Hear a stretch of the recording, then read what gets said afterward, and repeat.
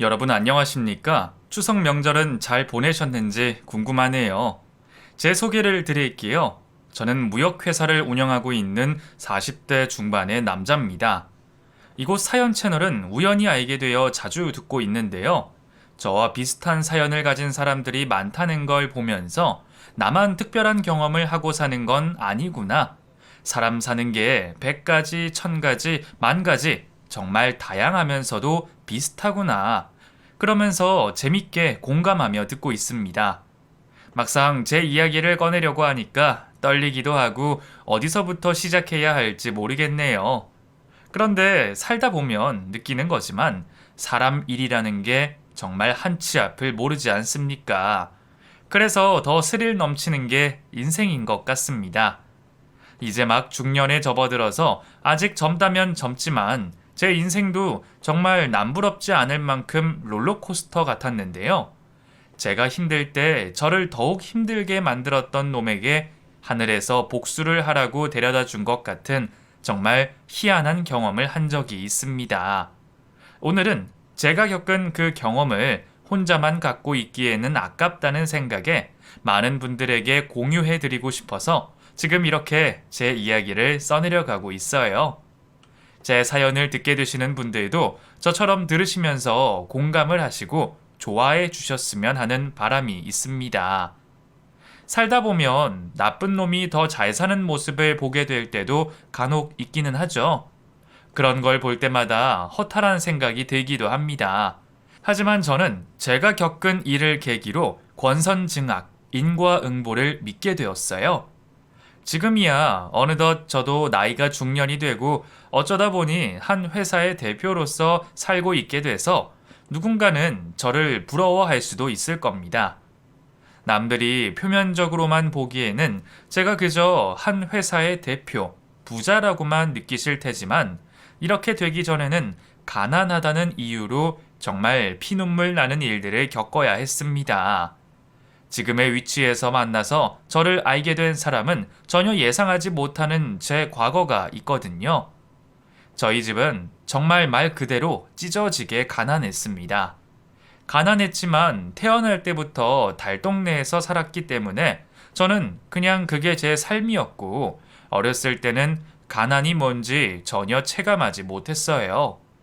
일용직 노동을 하면서 살던 부모님은 제 2살 터울 동생과 함께 달동네에서 골목골목을 누비며 신이 나게 뛰어놀고 살았습니다.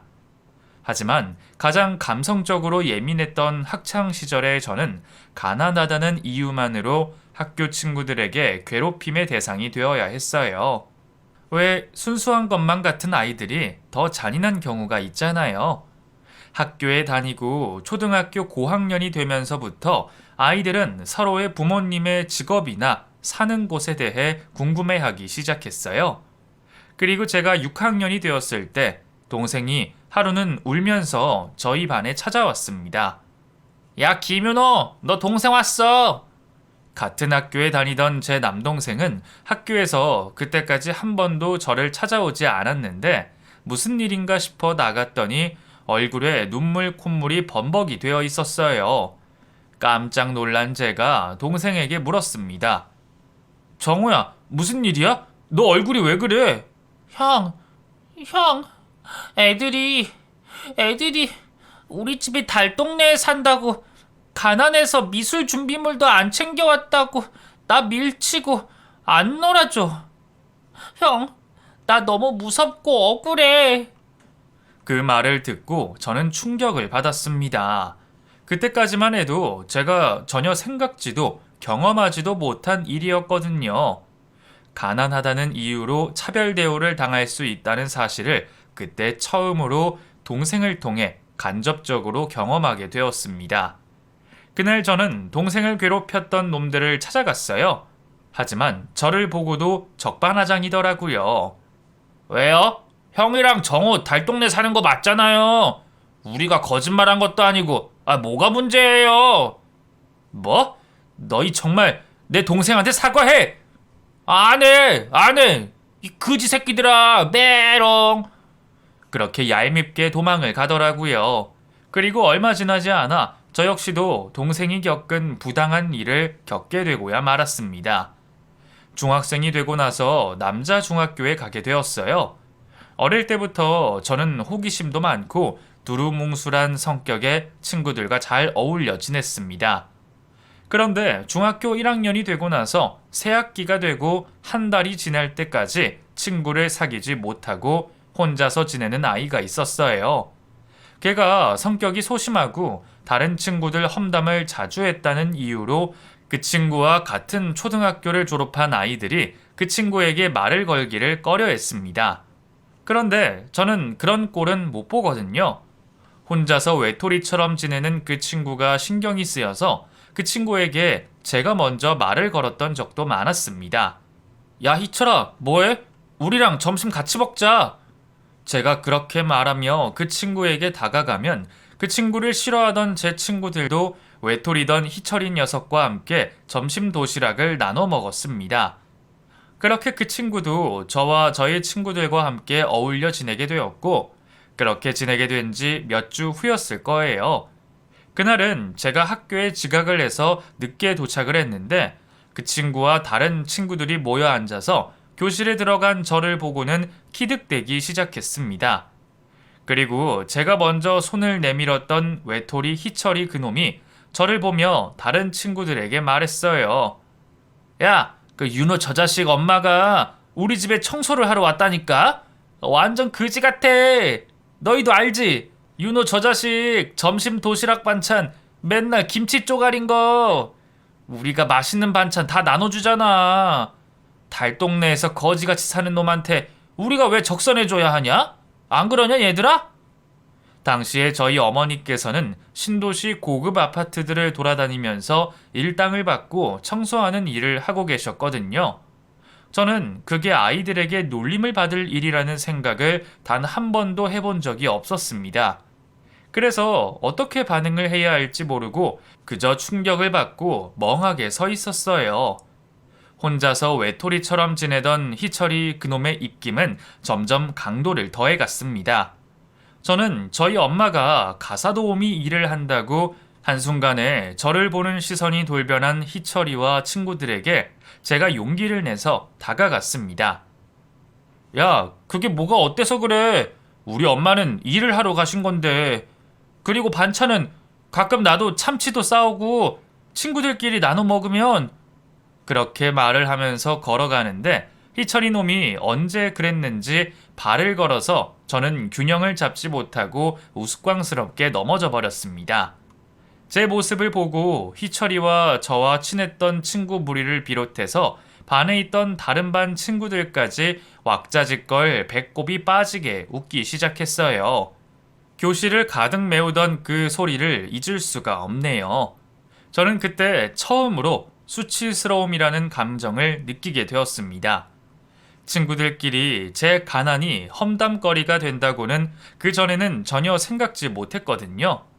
그날 이후로 어쩐지 위축이 되고 제가 먼저 손을 내밀어준 외톨이 희철이 그놈이 주도해서 저를 괴롭히고 따돌리기 시작했습니다. 잘난 척은 혼자 다 하더니 어디서 거지 새끼가 겸상을 하려고 그래? 그렇지 않냐 얘들아? 어이없어. 야, 이제 윤호 저 자식은 우리랑 같이 밥 먹을 생각하지도 마. 거지 같은 반찬만 싸우는 놈이랑 밥 같이 먹으면 우리만 손해야. 그 자식이 그렇게 말하자 다른 놈들도 금세 수긍하는 눈치였습니다. 한순간에 변한 친구들을 보며 저는 망연자실 아무것도 할 수가 없었어요. 그리고 그날 이후로 한번 친구들과의 사이가 엇나가고 제가 가난해서 빈대부터 먹는 놈으로 찍히고부터는 그 전처럼 부자건 가난하건 아무 관계없이 서로 어울려서 잘 놀던 친구들 사이로 되돌릴 수는 없었습니다. 어느새 친구들 사이에 계급이 존재했어요. 저희 집은 달동네에 있었고 저를 주도적으로 괴롭히던 희철이 놈은 신도시에서 살았습니다. 제가 가난하다는 이유로 괴롭힘의 대상이 된 이후에도 그 동네가 부촌이어서 저희 어머니는 신도시로 자주 일을 하러 가셨어요. 그때까지는 단 한 번도 어머니가 하시는 일에 대해 부끄럽게 생각한 적이 없던 저는 그날부터 괜히 엄마에게 짜증을 내게 되었습니다. 윤호야, 엄마 일하러 다녀올게. 청호랑 라면이라도 끓여 먹고 있어. 엄마, 거기에 일 안 나가면 안 돼? 그리고 라면 지겨워. 나 도시락 반찬도 신경 좀 써줘. 맨날 김치잖아. 계란 후라이도 한번 해줄 수 있잖아. 그때까지 한 번도 그런 투정을 부렸던 적이 없던 저를 보고 저희 어머니께서도 적잖이 당황하셨습니다. 윤호야, 엄마가 바빠서 그랬지. 미안해. 엄마가 조금 더 신경 쓸게. 그래도 김치만 싼 건 아니었는데. 왜? 친구들이 뭐라고 그래? 그 말을 듣고 갑자기 눈물이 터져 나왔습니다. 학교에서 친구들이 제 도시락이나 엄마가 하는 일, 가난한 집안 형편에 대해 놀려대던 것이 떠올랐고, 그걸 저희 어머니도 조금은 눈치를 채신 것 같아서 여러 감정이 뒤섞인 채로 일 나가려던 어머니 앞에서 정말 서럽게 눈물을 쏟아냈어요. 저희 어머니도 그런 저를 말없이 안아주셨습니다. 그리고 저는 점점 더 학교에 가고 싶지 않아졌어요. 희철이 그놈이 저를 왕따시키기 전까지는 학교에 가서 친구들과 어울려 놀고 수업을 듣고 선생님들을 만나는 게 즐거운 일이었습니다. 하지만 희철이 놈이 저를 괴롭히고 나서부터는 그 모든 것이 버겁게만 느껴졌어요. 한창 감수성이 예민한 청소년 시기에 감당하기에는 너무 힘든 일이었습니다. 학교에 가면 저더러 냄새가 난다는 말까지 들어야 했어요. 물론 그런 말을 먼저 꺼내는 건 희철이 그놈이었습니다. 야, 윤호 저 새끼 냄새나지 않냐? 야, 달동네에 사는 애들은 특유의 냄새가 있어. 그 곰팡이 냄새랄까? 그 쿰쿰한 냄새. 야, 윤호야, 너 좀 씻고 다녀. 너 때문에 우리가 피해보잖아. 그 자식이 그렇게 말을 하면 다른 친구들도 똘똘 뭉쳐서 저를 비웃었습니다. 그런 식으로 한 명을 괴롭히면서 그 아이들은 서로의 유대감을 유지하고 저처럼 왕따와 괴롭힘의 대상으로 찍히지 않기 위해 노력했어요. 희철이 말이 맞아. 그 윤호한테서 전부터 이상한 냄새가 난다고 생각했는데 맞네, 맞아. 곰팡이 냄새는 아우 더러워. 다른 친구가 그렇게 거들면 신이 난 희철이 놈이 한술 더 떠서 말했습니다. 그치? 하여간 가난한 새끼들은 어딜 가나 티가 난다니까.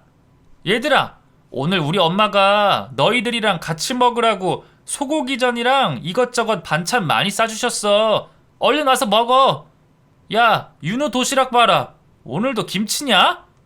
저는 그런 희철이 무리들 속에서 혼자서 도시락을 열기가 창피해서 도시락을 들고 밖으로 나가 사람이 없는 구석에 숨어서 도시락을 열었습니다.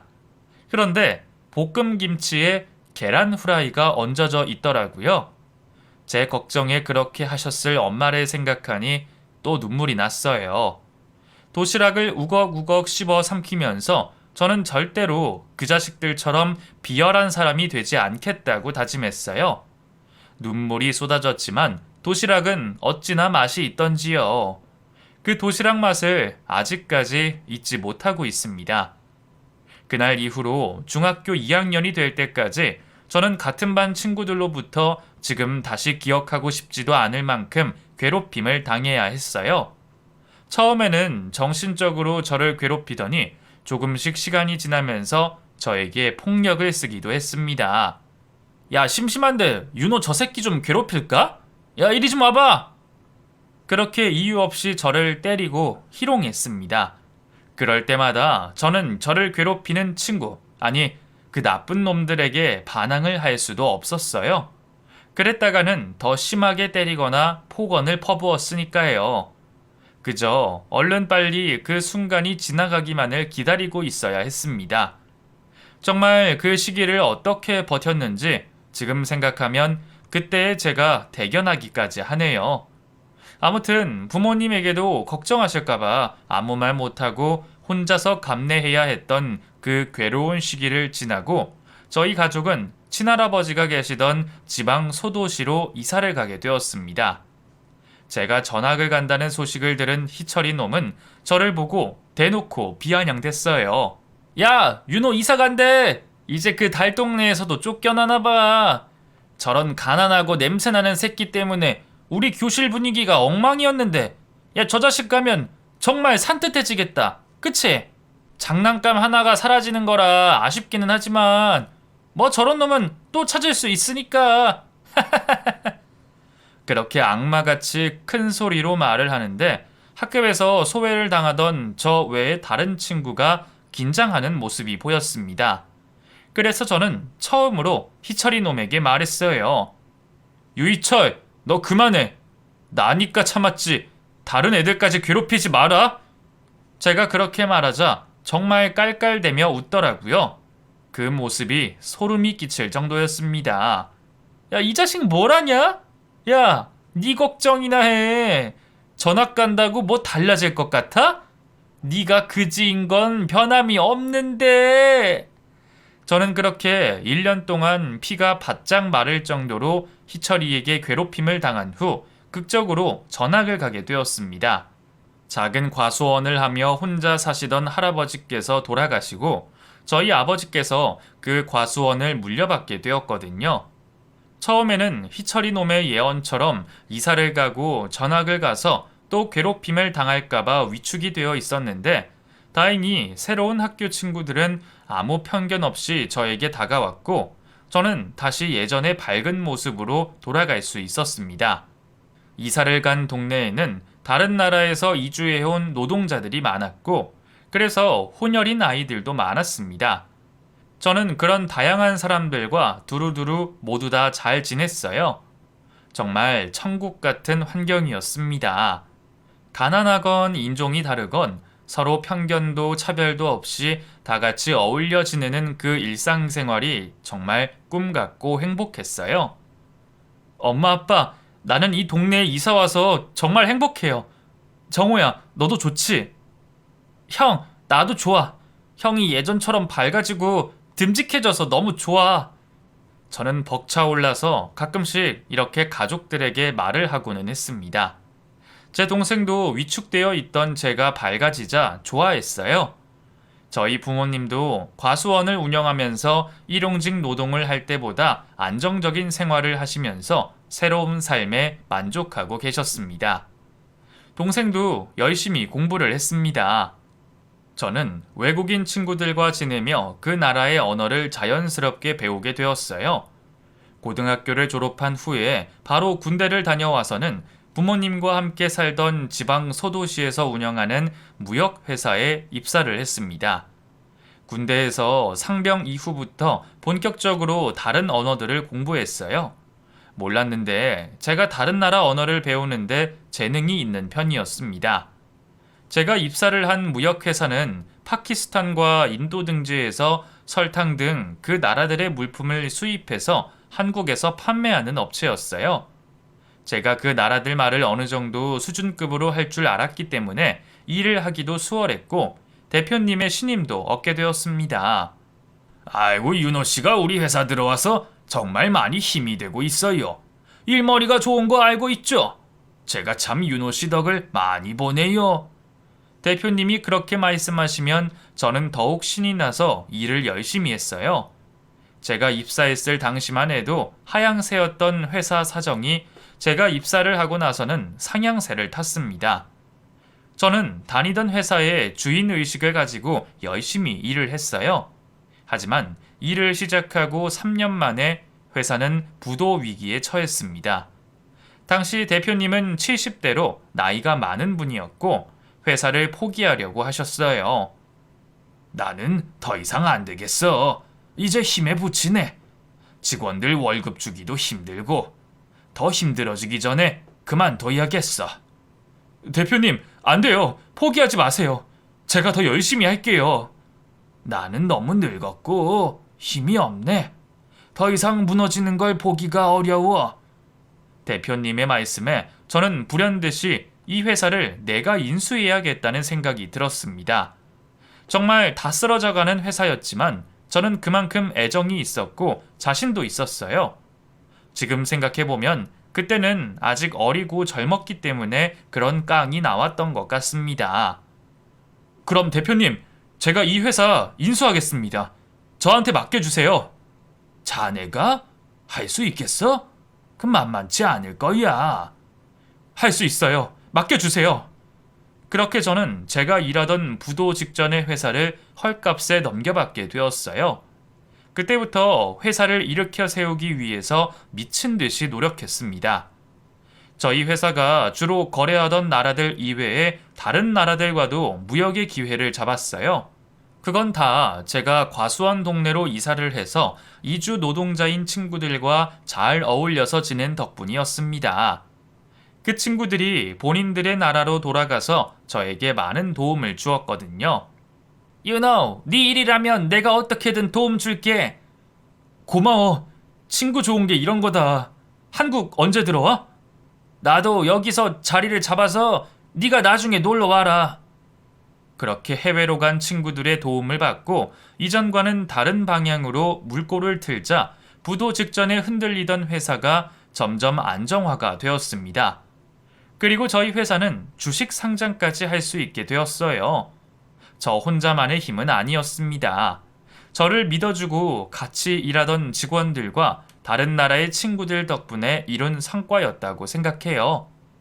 열심히 일을 하고 달려오면서 저는 많은 재산을 소유할 수 있게 되었습니다. 그리고 정신을 차리고 보니 어느덧 제 나이가 30 중반이 되어 있더라고요. 회사에 사람을 뽑아야 해서 임원들이 저에게 면접에 함께 참석해달라는 부탁을 해왔습니다. 그 대표님이 좀 보시고 괜찮은 사람으로 뽑아주세요. 제가요?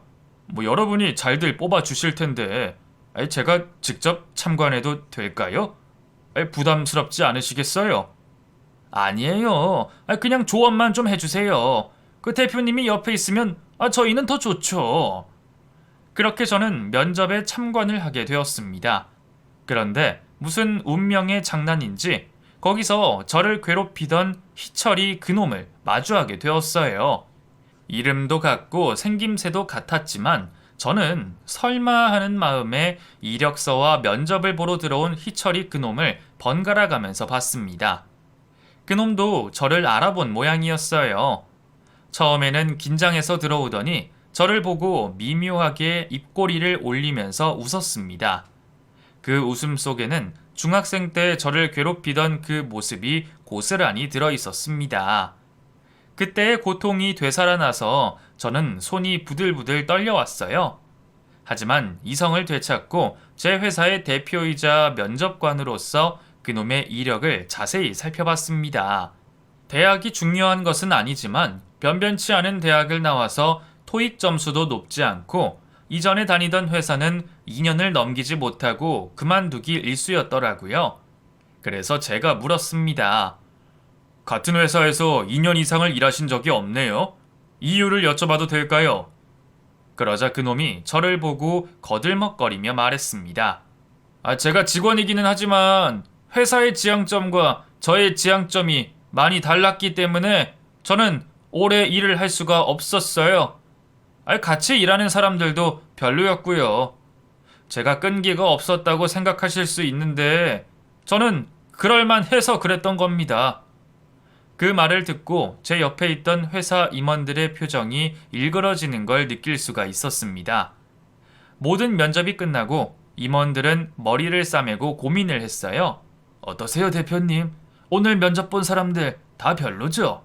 얼른 자리를 메꿔야 되는데. 근데 이번에 뽑는 사원이 말단 사원 뽑는 거잖아요. 유희철, 그 사람은 어때요? 제가 그렇게 말하자 직원들이 의아하다는 표정을 지었습니다. 하지만 저는 그놈을 꼭 뽑아야 했어요. 회사 일에 사사로운 원한의 감정을 섞으면 안 됐지만 저는 그게 하늘이 저에게 준 기회라는 생각이 들었습니다. 새로 뽑을 직원의 자리가 그렇게 중요한 자리도 아니었고 뽑아서 일을 제대로 소화하지 못하면 바로 다른 인원으로 대체할 수 있는 그런 자리였어요. 그래서 결국에는 유희철, 그 왼수 같은 놈을 저는 회사의 말단 직원으로 들일 수 있게 되었습니다. 회사에 첫 출근을 해서 그놈이 제 사무실 문을 두드렸어요. 비서가 유희철 사원이 왔다고 하더라고요. 말단 사원이 대표 사무실에 첫 출근부터 부르지 않았는데 찾아오는 일은 드물었습니다. 대표님, 유희철 사원이 인사드리고 싶다고 하는데 들여보낼까요? 비서의 말을 듣고 저는 그 자식이 저에게 무슨 말을 하려고 하나 궁금해서 들어오라고 했어요. 그 자식은 제 사무실에 들어오면서 저를 보지도 않고 사무실을 이곳저곳 휘둘러 보며 말했습니다. 야, 콧질질이 김윤호. 야, 성공했다. 너 나 알지? 나 땡땡중학교 유희철. 감히 말단 직원이 대표인 저에게 반말을 짓거리며 그렇게 본인을 소개하는 일이 가당키나 한 일인가요? 저는 그 자식이 아직도 저를 중학교 시절에 자기가 괴롭히던 왕따 김윤호로 보는 것 같아서 기분이 굉장히 더러웠습니다.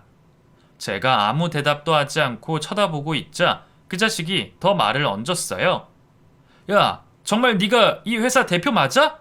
아, 너 대체 그동안 무슨 일이 있던 거냐? 야, 사람 일은 모르는 거라더니 대박이다. 야, 윤호야, 앞으로 잘 부탁해. 야, 내가 일 열심히 할게. 아이, 친구 좋은 게 뭐야. 야, 나도 임원 자리 앉혀줘라. 알았지? 그 말에 저는 어처구니가 없어서 헛웃음이 나왔습니다. 그리고 이 자식의 정신을 개조시켜 놔야겠다는 의지에 불타올랐어요. 유희철 씨, 제가 지금 되게 친구로 보입니까? 저 이 회사 대표예요. 어디서 반말을 짓거리고 있어? 깍듯하게 굴어도 모자랄 판에 임원? 그럼 한번 회사에 대한 애정을 보여봐요. 내가 우리 말단 사원 유희철 씨가 어디까지 하나 보고 고속 승진을 시킬지 말지 결정할 테니까요. 제가 그렇게 점잖게 뼈가 들어있는 말을 하자 유희철 그 자식도 긴장하는 표정이 되어서 몸이 굳는 것 같더라고요. 그리고 저는 바로 일을 시켰습니다. 일단 회사 사무실이 어디 있는지 어디서 뭘 하는지 파악을 하셔야겠죠? 1층부터 제 사무실 5층까지 싹 물걸레질하면서 올라오세요. 뭐라고? 야, 청소는 청소부가 해야지. 내가 그걸 왜 해? 또 반말이네. 아니, 제가 그걸 왜 합니까? 저는 사무직으로 이 회사에 들어온 건데 저 격리일 해야 하는 거 아닌가요? 그놈이 그렇게 대답을 하는데 저는 그놈 앞에 얼굴을 바짝 들이밀고 말했습니다.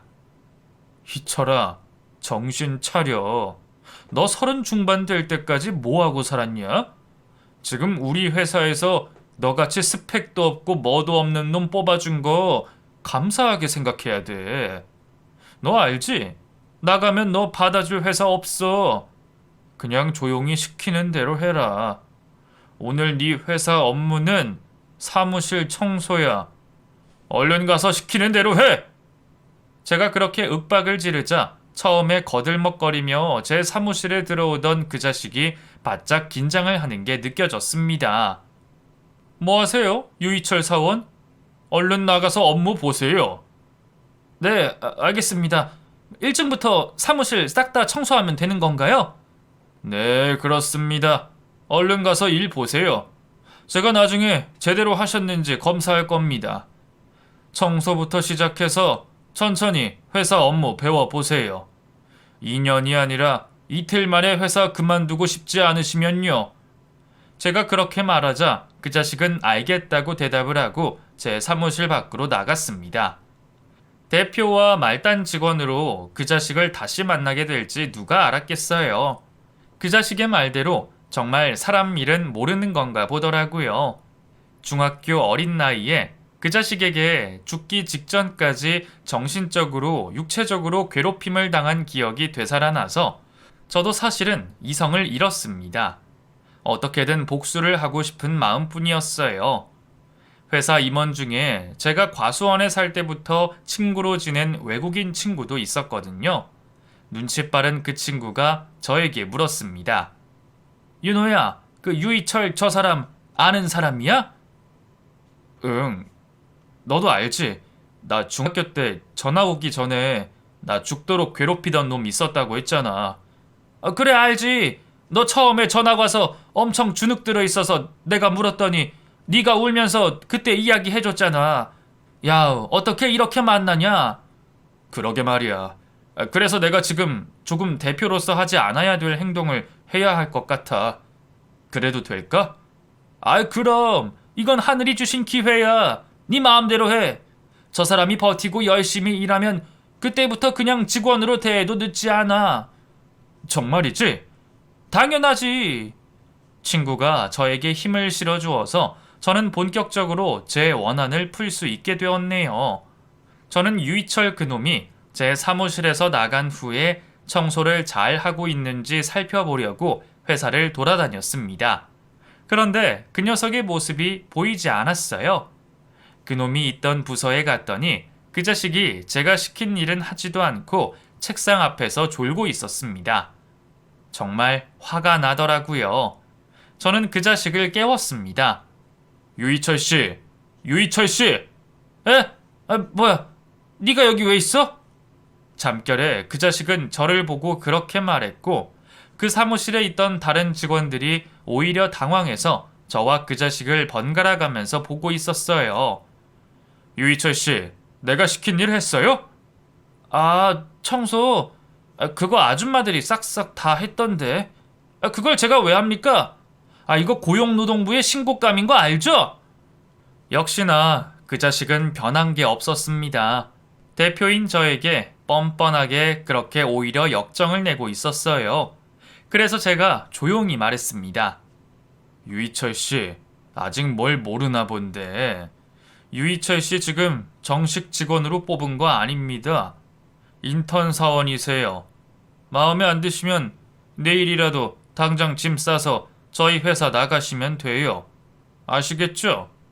유희철 씨, 정신 차리세요! 제 말에 그 자식이 갑자기 자리에서 벌떡 일어나더니 청소도구를 찾으러 나가더라고요. 제가 직원들에게 그렇게 강압적으로 대한 적이 없었기에 다른 직원들이 놀란 표정을 짓고 있었습니다. 그래서 제가 양해를 구했어요. 시끄럽게 해서 미안합니다. 일들 보세요. 제가 저 사람이랑 개인적으로 해결해야 할 일이 있어서 그럽니다. 그렇게 그 자식을 쫓아갔더니 물걸레를 들고 사무실 이곳저곳을 다니며 빡빡 닦고 있었습니다. 제 눈치를 보는 것 같았어요. 저는 그 자식 뒤에서 일일이 참견을 하고 일을 시켰습니다. 어찌 보면 유치할 수도 있겠지만 저에게는 그럴 만한 타당한 이유가 충분히 있었다고 생각해요. 유희철 씨, 저기 저 휴지 조각 안 보여요? 얼른 주워요. 아니 대표님, 근데 안 바쁘세요? 1층부터 지금 5층까지 저 계속 따라다니고 계시는데. 왜요? 불만이에요? 그럼 나가세요. 오늘이라도 당장 그만두고 나가서 새로운 직장 구하시라고요. 어느덧 제 사무실까지 들어와서 청소를 하던 그 자식은 제 말에 불현듯이 저를 돌아보더니 갑자기 무릎을 꿇었습니다. 그리고 예상치도 못한 말을 하며 빌기 시작하더라고요. 대표님, 아니 윤호야, 네가 왜 이러는지 내가 이제야 조금 알 것 같아. 그때는 나도 어렸어. 네가 먼저 나한테 손 내밀어줬는데 나는 다른 친구들이랑 어울려서 너를 괴롭히기만 하고. 미안해. 많이 힘들었지. 이제라도 내가 반성하고 사과할게. 미안해. 그 말을 듣는데 저는 전혀 진심이 느껴지지 않았습니다. 그리고 이제 와서 그렇게 사과해봐야 중학교 어린 시절에 제가 받은 깊은 상처가 아물 수는 없었어요. 유희철 씨, 그냥 잔말 말고 시키는 일이나 열심히 하세요. 사무실 청소 다 했으면 나가서 부서별로 비품 필요한 목록 적어서 나가서 사다 주시고요. 여기 회사 카드 드릴 테니까 목록이랑 영수증 엑셀로 잘 정리해서 갖다 주세요. 제가 그렇게 말하자 그 자식이 갑자기 눈에 눈물이 그렁그렁해지더니 말했습니다. 윤호야, 이제 그만해. 나 오늘 회사 출근 첫날이야. 나 사실 여기서도 잘리면 갈 곳이 없어. 정말 벼랑 끝에 서 있다고. 너도 내 스펙 봐서 알잖아. 나 지금부터라도 열심히 살아야 돼.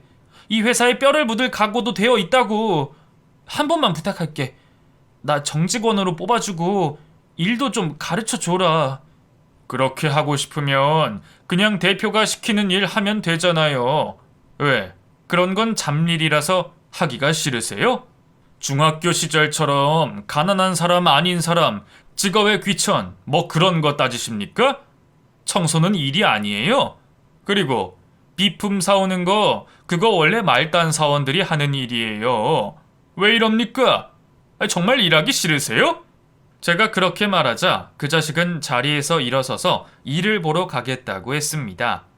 그때가 뙤양볕이 내리쬐는 더운 여름이었기 때문에 사무실을 돌아다니며 비품 목록을 받아서 외부에 나가서 발품을 팔고 돌아온 그 자식은 온몸이 땀으로 흠뻑 젖어 있었습니다. 그리고 비품 목록과 영수증을 엑셀로 정리해서 저에게 주더라고요. 저는 하나하나 열심히 목록과 영수증을 살펴봤어요. 그런데 사야 할 물품보다 훨씬 많은 물품을 사놨더라고요. 이거 잘못 산 거 알고 계세요, 유희철 씨? 네? 제가 뭘 잘못했나요? 제대로 했는데. 이거 20개가 필요하다는데 200개를 샀어요? 이리 와서 이거 보세요. 땀을 뻘뻘 흘리던 그 자식이 제 곁에 와서 확인을 하고는 얼굴까지 붉게 달아올라서 어쩔 줄을 몰라 했습니다. 아니, 이게 어쩌다가 제가 실수를 했네요. 죄송합니다. 유희철 씨 안 되겠네요. 하나를 보면 열을 아는 겁니다. 이런 사소한 일도 제대로 처리를 못 하시는데 어떻게 제가 저희 회사에서 유희철 씨와 같이 일을 할 수 있겠어요? 저희 회사랑 유희철 씨는 인연이 아닌 것 같네요. 내일부터 출근 안 해도 됩니다. 제가 그렇게 그 자식을 자르려고 하자 그 자식은 제 앞에서 또다시 무릎을 꿇고 애원을 했습니다. 대표님, 한 번만 기회를 주세요. 제가 아침부터 대표님한테 한 행동, 그거 정말 잘못됐다는 거 오늘 일하면서 깨달았습니다. 예전에 그 김윤호가 아닌데 대표님으로 대했어야 했는데 정말 죄송해요. 뭘 잘못한지는 진심으로 알고 있는 거야?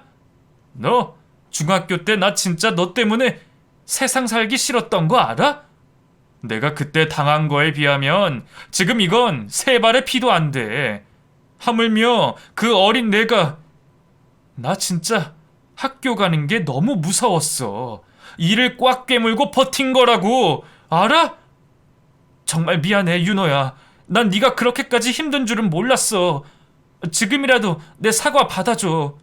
이제는 너도 이렇게 반듯하고 멋진 회사 대표가 되었는데 그 일은 잊어줘라. 나 조용히 일 열심히 할게. 한 번만 봐줘. 어린 날에 저를 괴롭혔던 그 자식이 30 중반이 되어서 일자리를 잃지 않기 위해 저에게 매달려서 사정을 하는 꼴을 보니 후련하기는커녕 괜히 기분이 더 좋지 않더라고요. 그래서 저는 그냥 알겠다고 대답했습니다. 알았어요, 유희철 씨. 오늘 내가 한 짓은 조금 비열했지만 그래도 그럴 수밖에 없었던 거 이해하길 바라고 한번 열심히 일해보세요.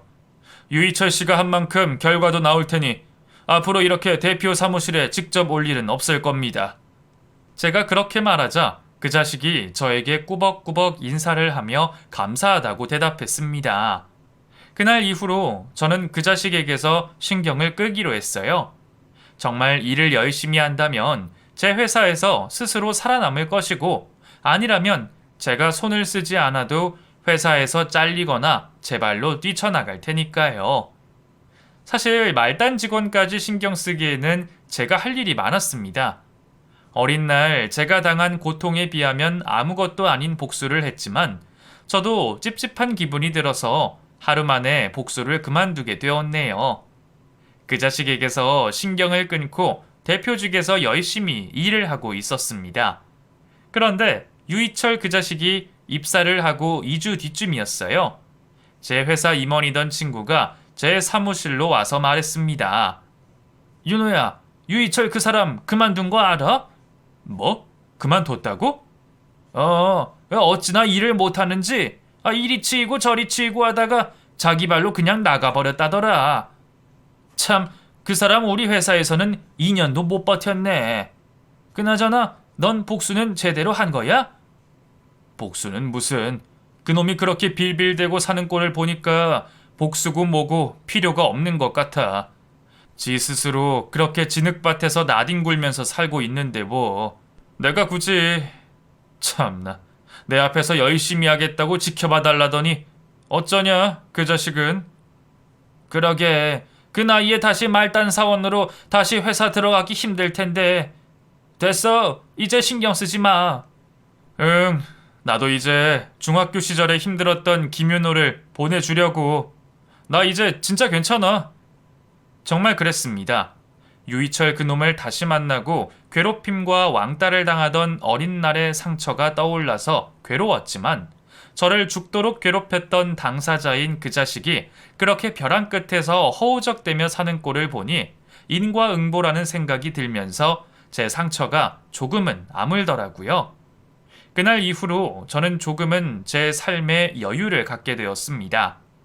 그리고 좋은 사람을 만나서 연애를 하고 30대 후반에 조금 늦은 나이에 결혼까지 하게 되었어요.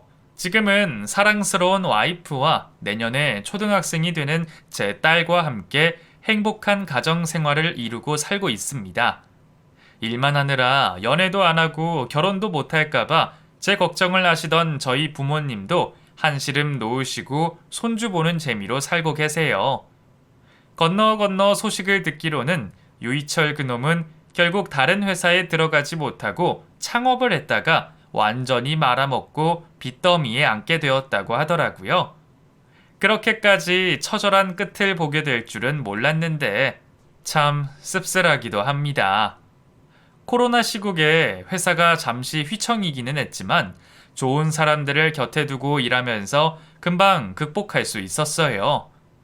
제 인생이 이렇게 성공 가도를 달리게 된 것에는 주변에 좋은 사람들의 역할이 8할 이상을 차지했다고 생각합니다. 아주 나쁜 친구 덕에 괴로웠던 적도 있지만 그런 사람들은 제 발에 넘어 고꾸라지더라고요. 희철아, 만약에 이 이야기를 듣고 있다면 이게 네 이야기인 줄 알겠지? 야, 그래서 사람은 남한테 상처 주지 말고 본인 인생 성실하게 가꾸면서 살아야 돼. 지금이라도 늦지 않았으니까 열심히 해라. 알겠지? 여러분, 오늘 제가 여러분에게 털어놓고 싶었던 저의 이야기는 여기까지입니다. 여러분 곁에도 항상 좋은 분들이 함께 하시기를 바라겠습니다. 그럼 저는 이만 물러가 보겠습니다. 제 사연 들어주셔서 정말 감사합니다.